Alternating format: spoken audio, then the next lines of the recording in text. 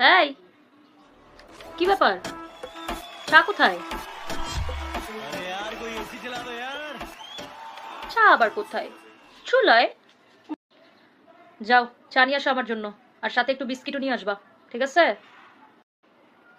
যার চা খেতে ইচ্ছা করবে সে নিজে বানিয়ে খাবে, আমি পারবো না। নিজে বানিয়ে খাও, যাও।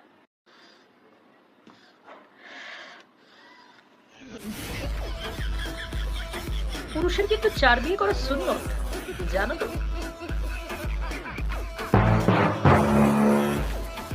এই, না না, আমি তোমার জন্য 1 মিনিটে চা বানিয়ে নিয়ে আসতেছি, একটু দাঁড়াও। এই নাও তোমার চা।